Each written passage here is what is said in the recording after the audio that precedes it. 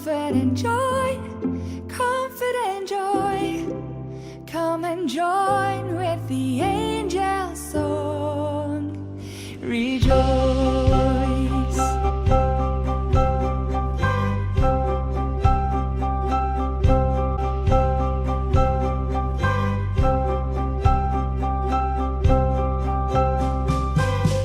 Unto us a son is born, the light of life has dawned.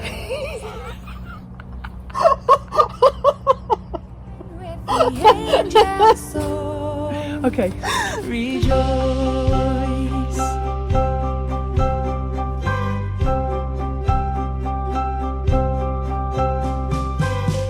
Unto us a son is born, the light of life has dawned, the hope of...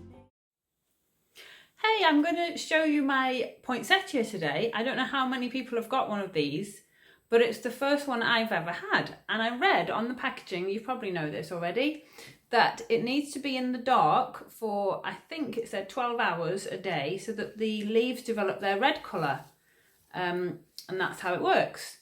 So it's something that I found quite interesting because it made me think it's the opposite to normal plants. This one needs to be in the dark more so that it develops the colour.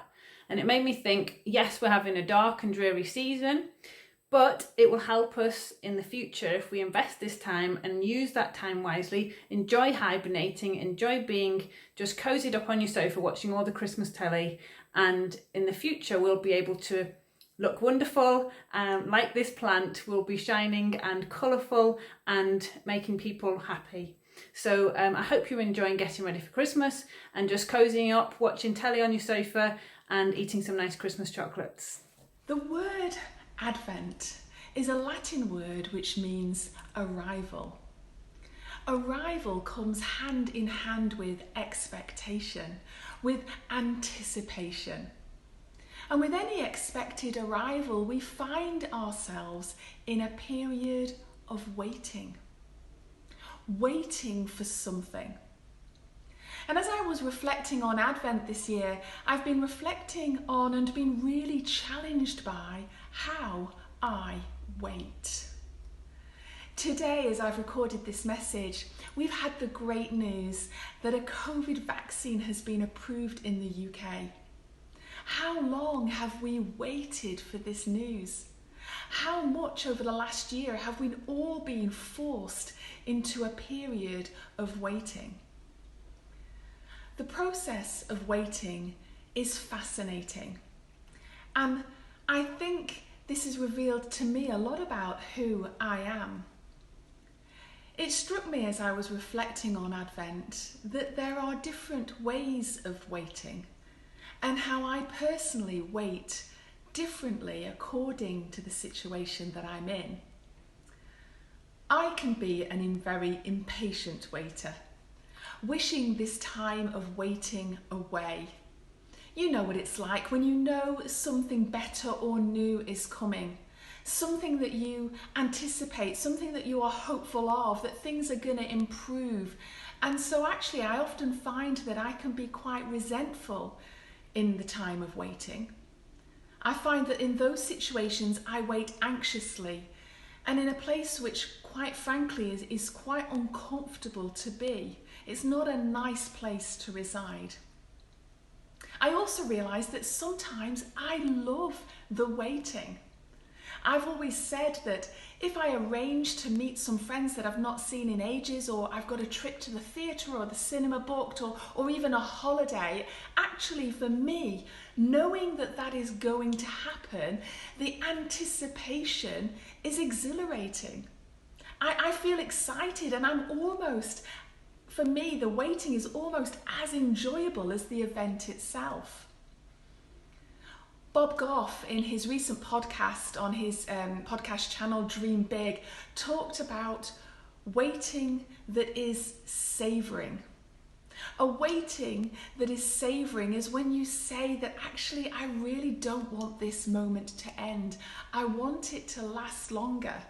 It's a bit like when you're in the middle of a really great book and you're like, oh, I don't want this book to finish.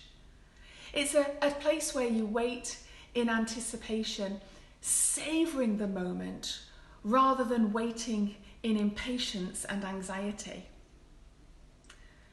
Can we savour this Advent season? To dwell on things that are bigger than us, bigger than our present situations or circumstances. And this has really challenged me about what practices can I put in place in my life this Advent that helps me to savour the wait. I know I can, when I'm fearful or overwhelmed of my present circumstances, I can react, which is a natural human reaction, but I can be guilty of filling my time and even my mind with stuff, with busyness, so I actually don't really live in the moment. And my challenge for you this Advent is to really understand, how do you wait? And what can you be intentional about doing or not doing over the next few weeks that means that you can pause and savour the wait? Advent is about awaiting the arrival of Jesus, Saviour of the world. And I've chosen for my Christmas carol, O come, Emmanuel. My name is Grace Golding. Hi, and I am Osa Adege, and I am based in London. So thank you, Grace, for inviting me to join you. No worries. We were asked by Activate, would we share some of our Christmas songs, and so we decided to come together because we've been friends since 2007, something like that, and we've been best mates for a long time, both working in very different sectors. I work in the arts industry as a movement director, and I work in the health protection / public health sector, so things have been quite busy for me, as I'm sure you can imagine. Yes, you've been saving the world with your data. It's amazing. One spreadsheet at a time. Yeah. And Mia and Osa are two women who met in church in Liverpool, and I have stayed put in Liverpool, and Osa, you've gone on to move to London, and we've just decided to kind of keep going with our careers. We're both kind of having our professional side complementing the kind of church side, and we thought, well, we're very, very glad to be asked by Activate to share a little story and to share our carols. My one is God Rest Ye Merry Gentlemen, and it's by Annie Lennox from the Christmas Cornucopia album. It's a very different, what she's done something really brilliant with, like the way she's produced it, but she sings with such passion, and I felt like, because there's drums in it and it's really powerful, it just felt like a really strong way to end the year and think, actually next year, with singing about Jesus coming, the miracle of the Christmas story, I think I've just returned, after such a horrible year, I've returned back to the very meaning of Christmas, which is that bringing joy and comfort. It's so relevant now. Yeah. And I don't know, as I was listening to it, I was like, yeah, actually, this is a really strong song for me about how I want next year to be, that coming from that place of joy and coming from that place of comfort to others as well. Yeah. Well, that's a great choice. Again, no surprises that mine's going to be quite different to yours. So I'll just give you a little bit of background to mine before I tell you what it is. So I think on the back of this year, it's made me really think about family and think about how important my family is to me. I think my biggest struggle has not been, is the fact that I haven't been able to see my family as much as I would have liked to. Yeah. Very close-knit family. So for me, that's been quite difficult and quite challenging. And it made me really reflect on how fortunate I am to be in that place as well, that there's some people who have been through this pandemic by themselves. They've not had siblings, they've not had their parents. And it's made me really thankful that I was brought up in a good, solid home. My parents are both strong Christians, my siblings are Christian, and, I'm just so fortunate.